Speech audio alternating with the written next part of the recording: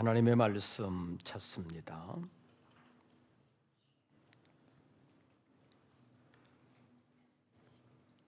고린도전서 제15장 57절과 58절입니다.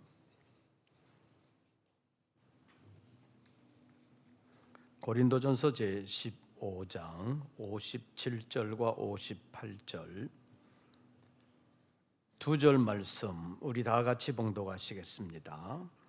우리 주 예수 그리스도로 말미암아 우리에게 승리를 주시는 하나님께 감사하노니 그러므로 내 사랑하는 형제들아 견실하며 흔들리지 말고 항상 주의 일에 더욱 힘쓰는 자들이 되라. 이는 너희 수고가 주 안에서 헛되지 않은 줄 알미라. 아멘. 광고 말씀을 먼저 드립니다. 이제 추석 연휴가 길었지만 끝났습니다. 이제는 어쩌면 출근하시는 분들은 성탄절까지 특별한 공휴일이 없어서 섭섭하게 여길지 모르겠지만 이제는 마음을 새롭게 잘 추스리면서 맡은 바 일을 더 열심히 감당해야 되는 줄로 믿습니다. 이번 주간 저도 한 주간 내내 일정이 빼곡하게 있는데 우리 모든 성도들도 맡은 바 일들을 주님 안에서 늘 충성스럽게 감당하는 우리 교회 일꾼들 되시기를 바랍니다. 화요일 날 노회, 특별한 안건이 어려운 안건이 있는 것은 아닌데 그래도 어려움 없이 잘 끝날 수 있도록 기도해 주시기를 바랍니다. 우리 장로님들도 함께 참석하겠습니다. 부교육자들도 함께 참여하기 때문에 화요일은 그에 좀 비게 되겠습니다. 여러분들 양해해 주시고 또 기도해 주시기를 바랍니다. 성산수도회원에 참여하실 분들 17일까지 일정 게시판에 적어 주시기를 바랍니다. 추수감사주일은 11월 첫째 주일로 지킵니다. 위에서 기도해 주시고 또 주님 앞에서 은혜를 찾으면서 감사하는 기회가 되시기를 바랍니다. 나머지 광고들은 주보를 참고해 주시기를 바랍니다. 이제 말씀을 상고하겠습니다. 고린도전서 제15장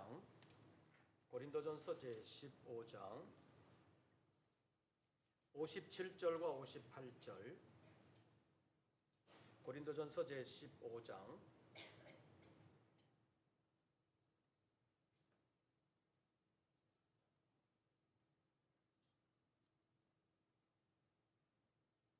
57절과 58절 우리 다 같이 봉독하겠습니다.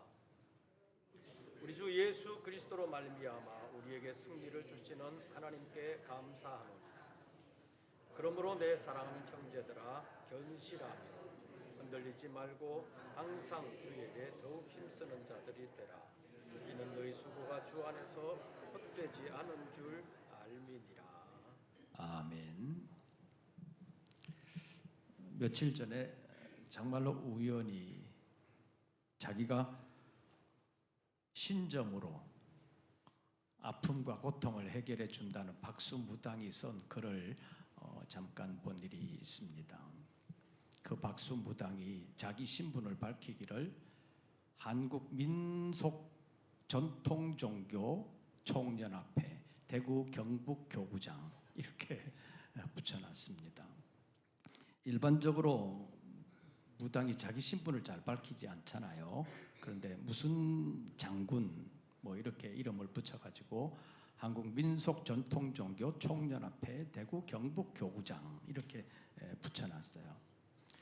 그렇게 붙여놓고 글을 썼는데 글을 쓴 내용은 이런 것입니다. 저성관에 대해서 글을 썼는데 옛날부터 내려오는 얘기 가운데 거지로 살아도 어디가 좋다? 저성이 좋다? 이성이 좋다? 또 개똥밭에 굴러도 이성이 좋다. 말똥에 굴러도 이성이 좋다. 그런 말들이 내려왔습니다. 그 말을 소개하면서 이 박수무당이 이 말을 보면 우리 전통 종교에서 우리 조상들이 생각하는 저승과는 이성보다는 낫다 못하다? 못하다. 그래서 우리 조상들이 전통적으로 생각해오는 저승과는 이 세상보다 못하고 어둡고 칙칙하고 그래서 사람들이 가기 싫어하는 곳이 저승이다.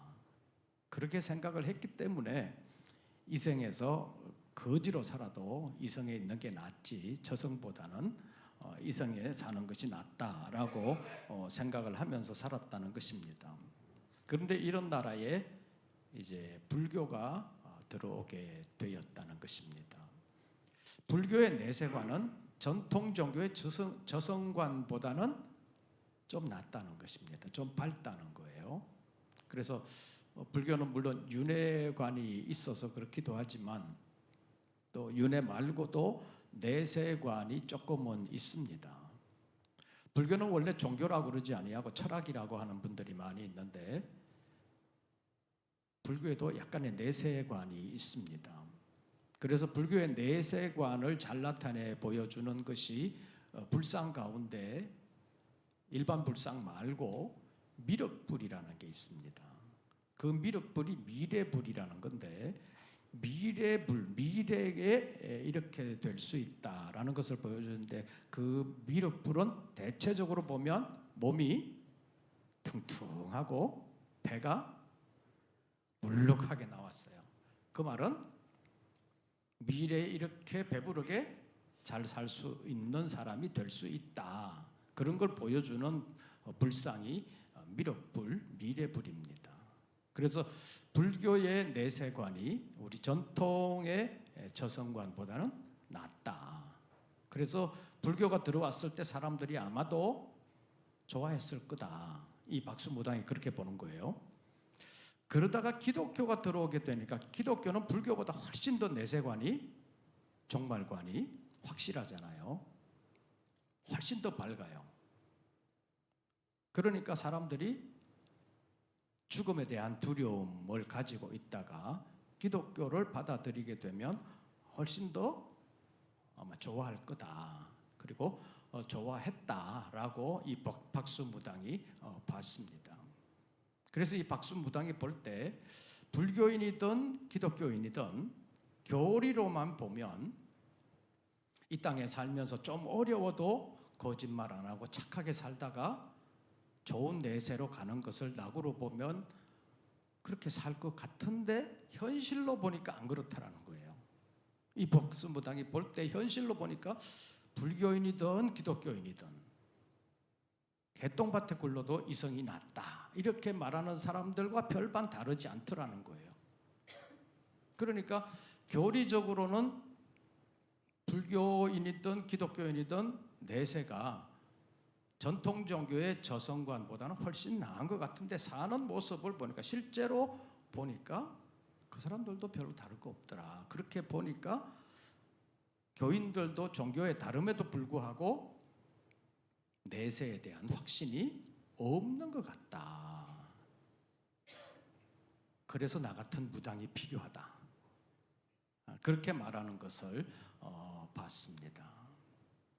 그런데 이제 그 사람이 본 불교인이나 기독교인이나 개똥밭에 굴러도 이성이 낫다라고 말하는 사람들, 그래서 이 땅에서 어떻게든 살고 버텨보려고 온갖 수단과 방법을 가리지 아니하고 돈을 벌려고 할거나 이 땅에서 안 죽고 살려고 하는 사람들을 봤는데 그런 사람들이 없는 것은 아니지만 그런 사람들은 믿음이 있는 사람이라기보다는 믿음이 없는 사람들이라는 거지요.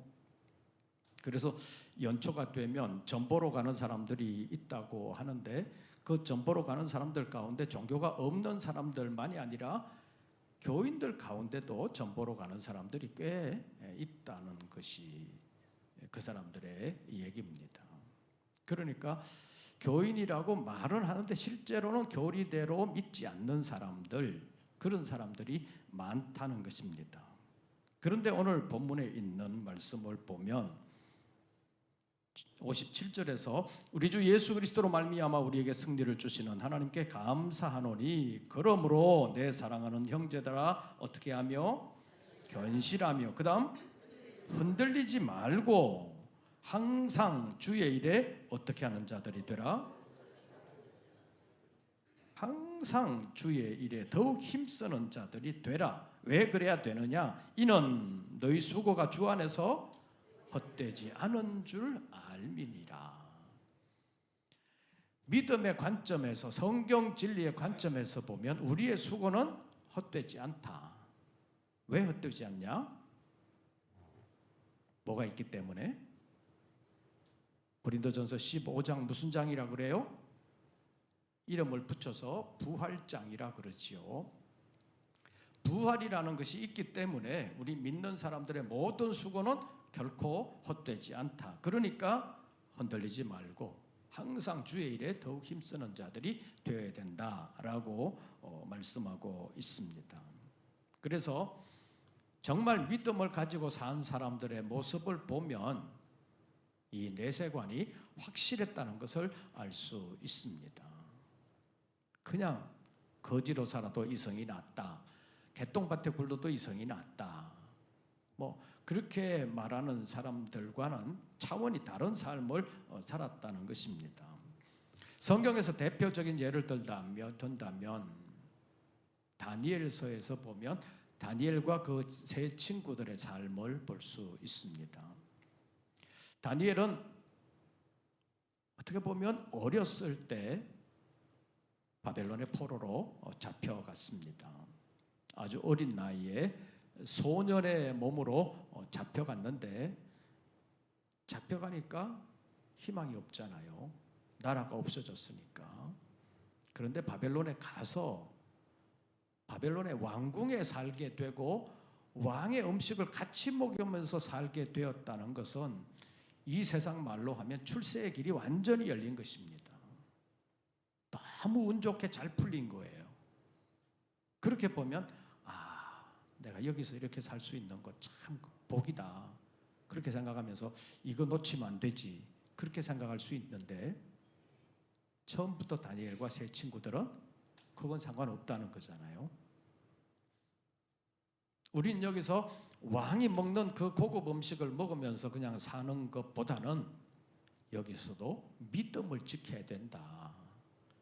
하나님 보시기에 기쁜 삶을 살아야 된다. 그래서 먹는 것도 왕의 음식을 안 먹겠다는 거잖아요. 그래서 채식만 하겠다는 거잖아요. 그 채식만 하겠다는 게 뭐예요? 전에도 한번 말씀드린 것 같은데 채식주의를 좋아해서가 아니라 왕의 음식에는 왕의 우상에게 미리 제사한 음식, 우상의 제물이 많기 때문에 그거 안 먹겠다는 것이었습니다. 그러니까 우상을 숭배하지 말라는, 우상의 제물에 참여하지 말라는 그 말씀을 지키기 위해서 왕이 먹는 왕의 산의 진미라고 볼 수 있는 좋은 음식이지만 일반 사람들은 그거 먹고 싶은 마음이 간절하겠고 그거 먹을 수 있으면 특권이라고 생각할 수 있는 위치에 있었지만 우리는 안 먹겠다. 다니엘서 1장에 있는 말씀을 보면 뜻을 정했다 이렇게 표현하고 있습니다. 믿음의 순수성을 지키기 위한 뜻을 정했다는 것입니다. 왜 그랬을까요?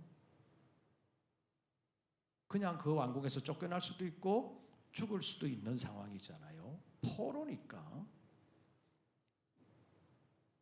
지금은 그래도 세상에서 전쟁 포로라고 해도 전쟁 포로에게도 인권이 있다. 그래서 포로 협정 이런 것이 있어가지고 포로로 잡혀도 막대하면 안 된다 그러지만 실제로는 안 그런 경우도 많이 있잖아요. 그런데 옛날에는 그런 게 어디 있어요? 그냥 잡히면 그냥 하나의 전리품이에요. 없어도 상관없고 팔아먹어도 상관없고 어떻게 대해도 화소연할 데가 없는 게 옛날 포로의 신분입니다. 그런데 포로로 잡혀갔음에도 불구하고 왕이 주는 음식을 먹을 수 있는 그거를 거부하고 안 먹겠다라고 말하는 것을 보면 어쩌면 굴러들어온 복을 차버리는 것이고, 더 나아가서는 자기의 신라 같은 목숨까지도 포기한다는 것으로 비칠 수 있습니다. 그럼에도 불구하고 다니엘과 세 친구는 그 길을 선택했습니다. 출세의 길을 포기하고 고난과 형극의 길을 가기로 뜻을 정했다는 것입니다. 왜 그랬느냐? 믿음을 지키기 위해서라는 것입니다. 그런 사람에게 하나님이 함께해 주셨습니다. 열흘 동안 시험을 보고 결과를 보니까 채식만한 그 사람들이 얼굴이 훨씬 더 잘 돼 보였다는 거지요. 훨씬 더 윤택하게 보였다고 성경은 말씀하고 있습니다. 채식이 얼마나 좋으냐 이렇게 말하는 것이 아니라, 채식밖에 안 했지만 먹을 거는 별거 없었지만 하나님이 그들을 지켜주셨다. 하나님이 그들을 더 영광스럽게 해주셨다. 이렇게 보는 것이 다니엘서 1장에 대한 올바른 해석이라고 볼 수 있습니다. 그렇게 해서 이 다니엘과 세 친구들은 하나님의 은혜로 믿음을 지키면서 왕궁에서 자랄 수 있었습니다.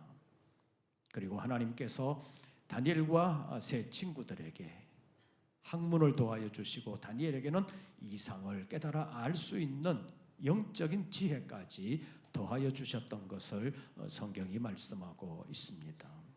그래서 다른 사람들, 특히 바벨론에 있는 인재들과 함께 양육을 받으면서도 이 사람들이 훨씬 더 두각을 나타내는 인물이 될 수 있었다는 것인데, 이것은 하나님의 도우심이 없이는 불가능한 일입니다.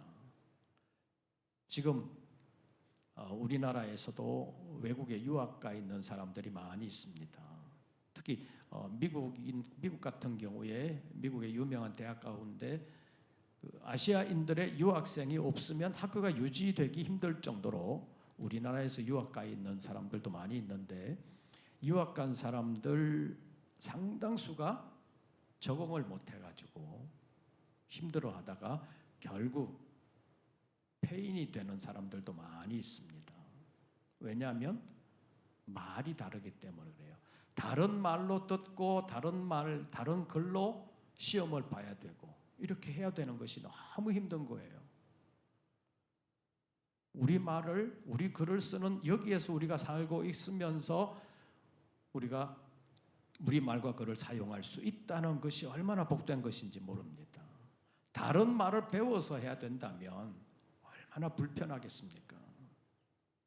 특히 여러분들은 어떤지 모르겠습니다. 요즘은 외국 사람들이 좀 많아졌는데, 예를 들어서 저기에서 코 큰 사람이 와요. 어떡하겠어요? 혹시 길 물으면 어떡하지? 찔리는 게 있어요, 없어요? 있지요. 그래가지고 혹시 물을까봐 얼굴을 돌리고 그냥 지나가 버리는 경우도 많이 있습니다. 근데 여러분들이 그 입장이 됐다고 생각해봐요. 외국에 나가서 물어야 되는데 말이 안 통하잖아요. 얼마나 답답하겠어요. 힘들 거예요.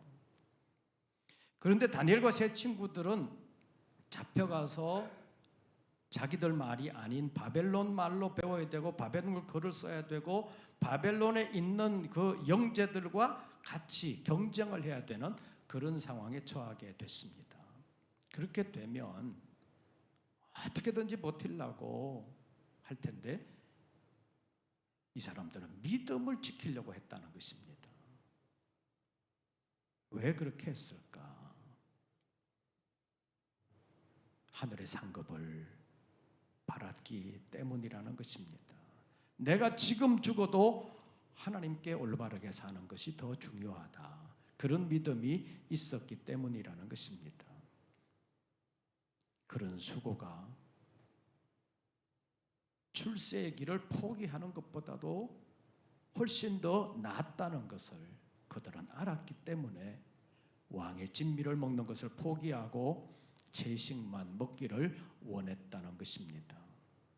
다니엘서 제3장으로 넘어가 보면 왕이 이제 왕권이 강화가 되면서 자기 위한 금 신상을 두라 평지에다가 크게 세우잖아요. 일반적으로 왕들이 자기 왕권을 강화하기 위해서 또 자기 왕권을 과시하기 위해서 큰 신전을 세우거나 신상을 세우는 일이 있는데 느부갓네살 왕은 신상을 세우는 쪽으로 선택을 했습니다. 그래서 신상을 엄청나게 크게 세우고 그 앞에 다 절을 하게 하잖아요. 그런데 다니엘과 세 친구들은 절을 안 했다는 거잖아요. 그러니까 당장 고소고 들어가가지고 잡혀가게 되지요. 평소보다 7배나 뜨겁게 한 풀무불에 던져 넣게 하는 그 벌을 예비해 놓고 신상 앞에 요즘으로 말하면 신상 제막식을 하면서 절을 하게 하는데 다니엘의 세 친구들이 절 안 하는 걸 누가 봤어요? 바벨론 사람들이 봤잖아요. 자기들도 다 똑같이 절하면 못 볼 것 같은데 봤잖아요. 우리 교회 학교 같은 데서 가끔 그러잖아요. 예배 드릴 때 기도하는데 제 기도 안 했대요. 그러면 일러주는 사람 있잖아요. 어떻게 봤어요? 자기도 눈 뜨고 봤다는 거잖아요. 그러니까 바벨론 사람들이 이 사람을 함정에 빠뜨리기 위해서 미리 계획을 다 짜놓고 엿보고 있었다는 거지요. 그래서 기도 안 했다고 고소가 들어가니까 왕이 그래도 이 사람들의 실력을 아니까 지금이라도 절해라. 지금이라도 절하면 용서해 준다. 그럼에도 불구하고 이 사람들의 입장은 확고했습니다. 우리 한번 찾아보죠. 다니엘서 제3장. 다니엘의 세 친구들이 뭐라 그런지 한번 보시죠. 다니엘서 제3장 16절부터 18절까지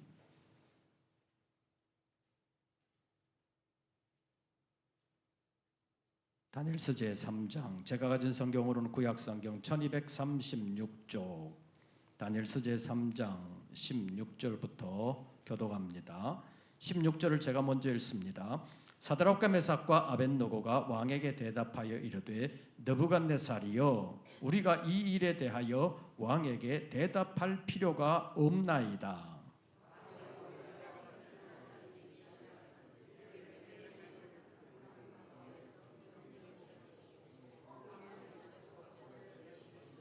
18절 다 같이 그렇게 하지 아니하실지라도 왕이여, 우리가 왕의 신들을 섬기지도 아니하고 왕이 세우신 금신상에게 절하지도 아니할 줄을 아옵소서. 다른 사람들이 다 절하고 자기들만 절을 안 했기 때문에 이제 풀무불에 던져질 것이라는 것이 분명하게 드러났음에도 불구하고 이 사람들은 왕이여, 우리가 왕에게 대답할 필요가 없습니다 라고 말하고 있습니다. 확실하다는 것입니다. 입장이 확고하다는 것입니다. 대답할 필요가 없나이다. 16절에서 그렇게 말하고 있고 17절에서는 왕이 우리가 섬기는 하나님이 계시다면 우리를 맹렬히 타는 풀무불 가운데에서 능히 건져내시겠고 왕의 손에서도 건져내시리이다. 우리 하나님이 살아계신다면 풀무불에서도 왕의 손에서도 우리를 건져내실 것입니다. 이렇게 말하니까 왕이 기분이 어떻겠어요? 저것들 봐라. 저라면 살려주려고 그랬더니 나를 무시해? 그런 생각이 확 들어올 수 있잖아요. 죽으려고 작정한 것 사람처럼 그렇게 말하는 것입니다. 우리 하나님이 살아계시다면 왕의 손에서도 풀무불에서도 우리를 건져내실 것입니다. 그런데 18절에서 그렇게 하지 아니하실지라도 왕이여, 우리가 왕의 신들을 섬기지도 아니하고 왕이 세우신 금신상에게 절하지도 아니할 줄을 아옵소서. 이미 절 안 하면 풀무불에 던져질 것이라는 것 만방의 공포가 되었고 이 사람들에게도 이미 다 얘기가 된 것입니다. 지금이라도 저라면 살려주겠다고 하는 것은 절 안 하면 죽이겠다는 거잖아요. 그럼에도 불구하고 이 세 사람의 입장은 확고했습니다. 죽어도 안 하겠다는 것입니다. 18절에 있는 말씀을 보면 하나님이 우리를 건져주시지 아니할지라도 우리는 왕의 신을 섬기지도 아니하고 왕이 세운 금신상에게 절을 하지도 않을 것입니다. 왜요? 왜요? 첫 번째 계명 뭐예요? 다른 신 섬기지 말라. 두 번째 계명 우상 숭배하지 말라. 1, 2계명에 딱 걸리는 거잖아요. 그러니까 죽어도 우리는 계명을 지키겠습니다. 이게 다니엘의 세 친구의 입장이었다는 것입니다. 죽어도 그렇게 한다는 것은 죽음보다 이 계명을 어기는 것이 더 나쁜 것이다, 더 악한 것이다, 더 좋지 않은 것이다 라는 것을 이 세 친구들은 알았고 믿었다는 것입니다. 그래서 이 사람들은 끝까지 믿음을 지킬 수가 있었습니다. 그래서 결과적으로 보면 하나님이 풀무불 가운데서 그들을 건져내 주신 것을 성경이 보여주고 있습니다. 기독교 역사를 보면 항상 그런 건 아니잖아요. 어떤 경우에는 죽음에 처했을 때 그 죽음에서 기적적으로 구원해 주시지 아니하고 그냥 죽음으로 내버려 두시는 것 같은 때도 있습니다. 그럼에도 불구하고 많은 순교자들이 나왔습니다. 예를 들어서 아브라함 같으면 아들을 모리아산에서 번제로 드리라고 할 때 아브라함이 순종했잖아요. 그 아들의 생명을 앗아가지는 않았잖아요. 그런 일들로만 하면 누구나 그런 위험에 처했을 때 그렇게 할 수 있습니다. 항상 이렇게 하신다면 내가 그렇게 해도 하나님이 해주실 거다. 그런 생각이 있을 수 있기 때문에 그런 선택을 할 수 있는데 역사를 보면 항상 그런 것은 아닙니다. 기적적인 방법으로 살려주시는 경우도 있지만 그렇지 아니하고 그냥 순교당하게 되는 경우도 많이 있습니다. 그럼에도 불구하고 많은 순교자들이 있었다는 것은 죽음으로 자기의 신앙을 지켰다는 것입니다. 이게 보통 일이 아닙니다. 아까도 말씀드린 것처럼 거지로 살아도 이성이 낫다 이렇게 생각하는 사람들의 입장에서 보면 이해가 안 되는 일이에요. 그래서 중세에 많은 그 박해가 있을 때 사람들이 많이 죽었잖아요. 믿음 지키다가 죽었어요. 근데 죽이는 사람의 입장에서 보니까 이게 희한한 거예요. 저 사람은 지금 죽으러 가는데 왜 저렇게 겁이 없을까? 왜 저렇게 평안할까? 그게 늘 이 사람들이 이해가 안 되는 거예요. 저 사람들이 뭘 믿길래, 그가 믿는 신이 어떤 신이길래 죽음으로 가면서도 저렇게 편안할까? 저렇게 웃으면서 갈 수 있을까? 그래서 형을 집행하는 사람들이 도대체 저 사람들이 믿는 신이 뭔가? 그래서 그 사람들이 성경을 보게 되면서 그 사람들 가운데서 믿는 사람들이 많이 나오게 됐다는 것이 기독교 역사의 순교자들이 남긴 하나님의 특별한 은혜라고 말할 수 있습니다. 어떻게 그렇게 갈 수 있냐? 죽음에 대한 두려움이 많은 사람들에게 대부분 있어요. 왜요?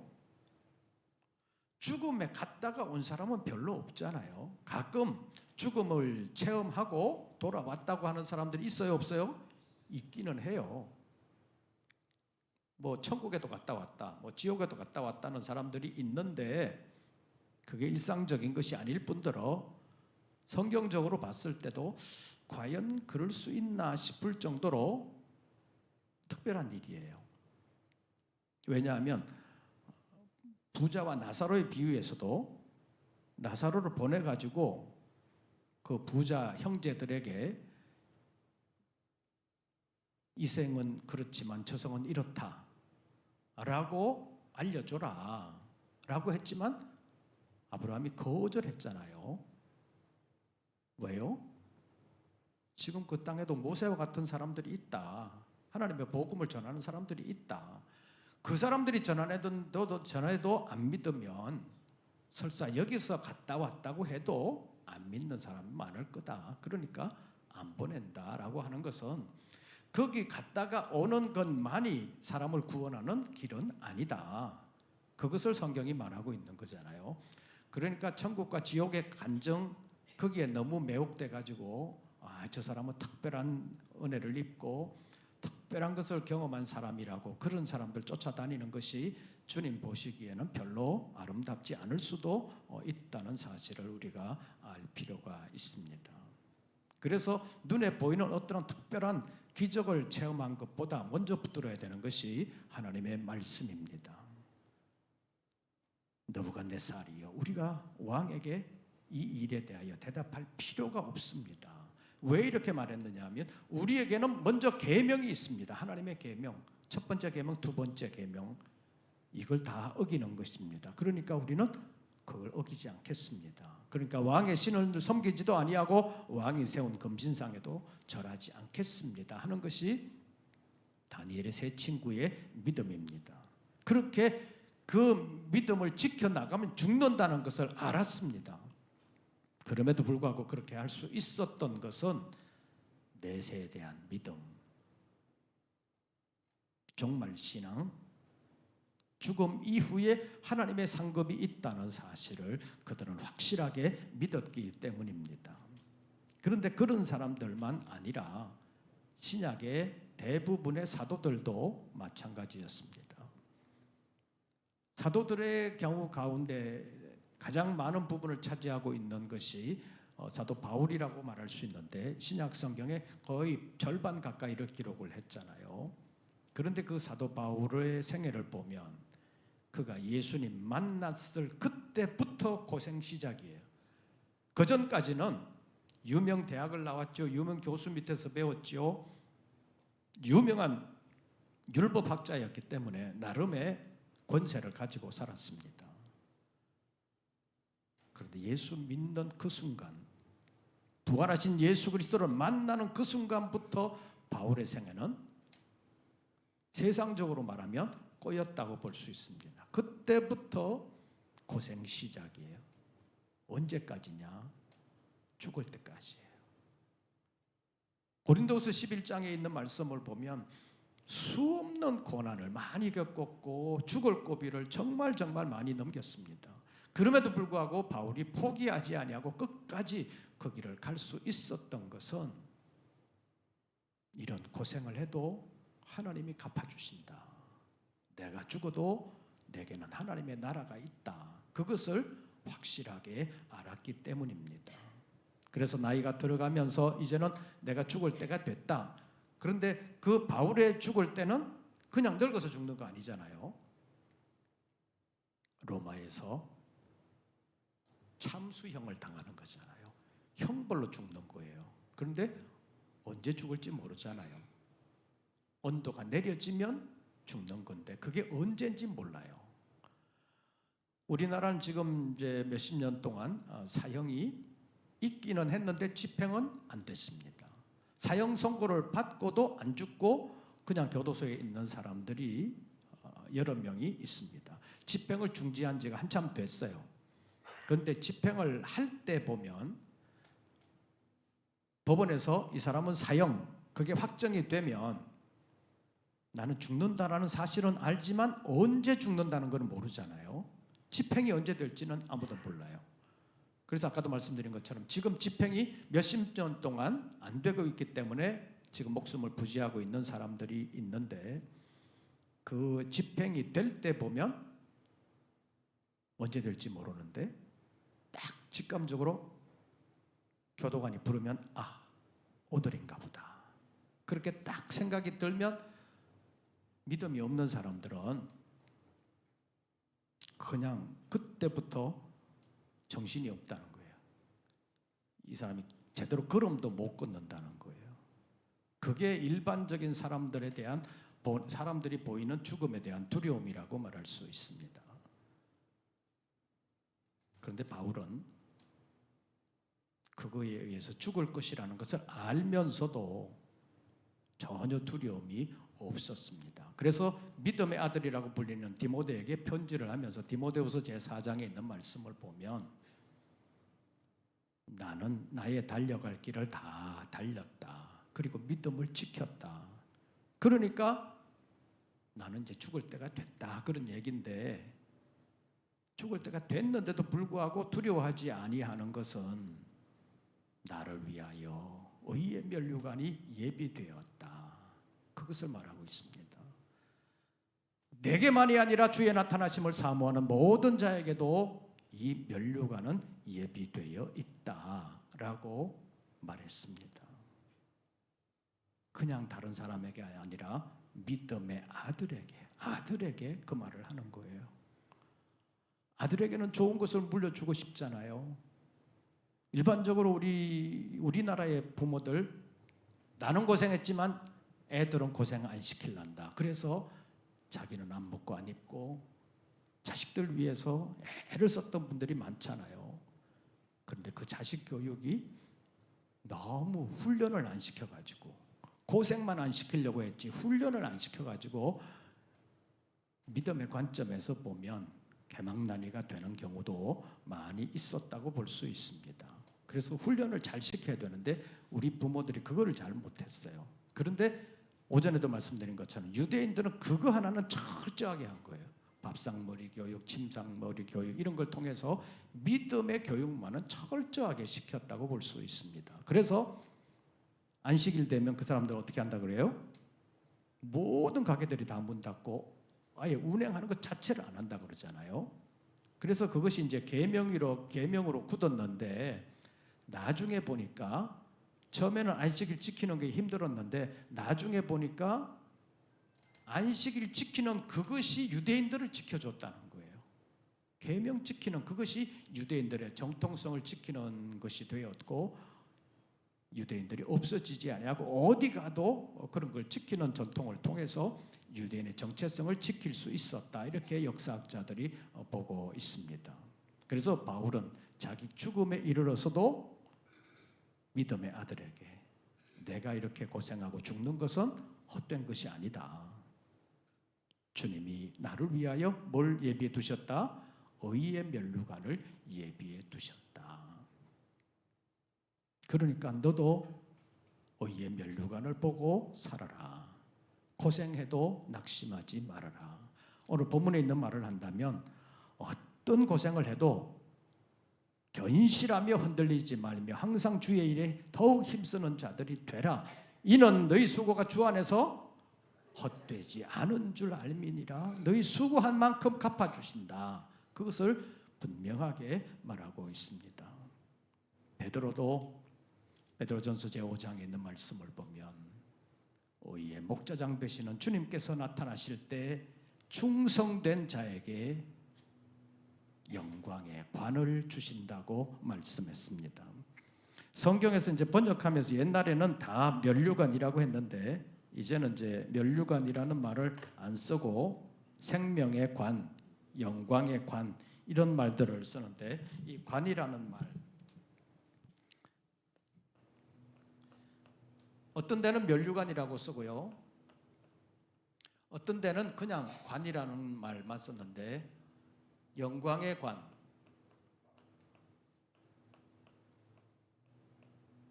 이렇게 썼는데 면류관이라는 거는 여러분들 사극에서 보셨잖아요. 사극에서 임금이 쓰고 나오는 거 머리에 보면 이렇게 생긴 거 있는데 이렇게 줄줄줄줄 달린 거 있잖아요. 이거 쓰고 나오잖아요. 임금이. 이게 면류관이에요.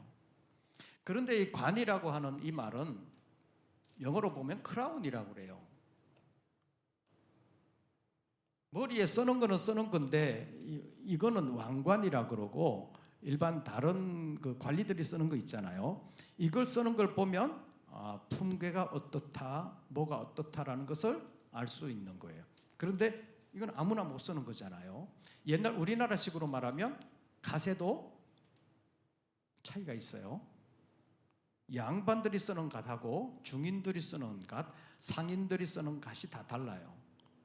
양반들이 쓰는 갓이 좀 거창하고 이렇게 좀 커 보이고 그러잖아요.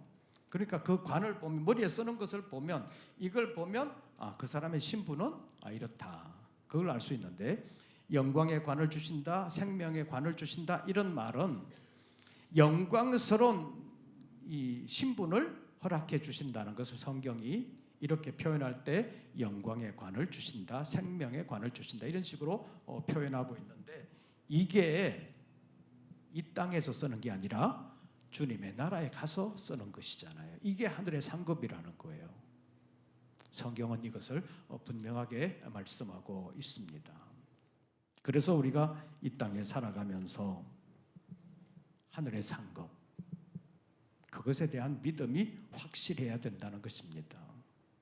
힘들고 어려울 때 이 상급에 대한 믿음이 있으면 이겨낼 수 있다는 것인데, 구약의 인물들도 신약의 인물들도 이 믿음이 있었기 때문에 나중에 주님 앞에 가면 이런 상을 주신다, 이런 상을 우리가 받게 된다라는 것을 알았기 때문에 지금 여기서 고생을 해도 이 고생은 헛수고가 아니다. 내가 여기서 설사 죽어도 이게 훨씬 더 낫다.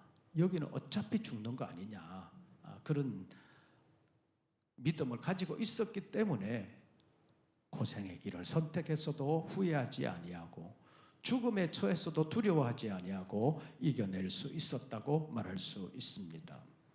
그래서 오늘 본문에서 57절에 그 승리를 주시는 하나님께 감사하면서 58절에서 견고함이 흔들리지 아니하고 항상 주의 일에 더욱 힘쓰는 자들이 될 수 있는 것은 우리의 수고가 주 안에서 헛되지 않다는 사실을 알기 때문이라고 말씀하고 있습니다. 고린도전서 15장 57절과 58절 다시 한 번 더 봉독하고 기도하겠습니다. 고린도전서 제 15장으로 돌아가서 두 절 말씀, 고린도전서 제 15장 57절과 58절 두 절 말씀 우리 다 같이 봉독합니다. 우리 주 예수 그리스도로 말미암아 우리에게 승리를 주시는 하나님께 감사하노니, 그러므로 내 사랑하는 형제들아 견실하며 흔들리지 말고 항상 주의 일에 더욱 힘쓰는 자들이 되라. 이는 너희 수고가 주 안에서 헛되지 않은 줄 알미라. 아멘. 우리 찬송 부르시고 기도하겠습니다.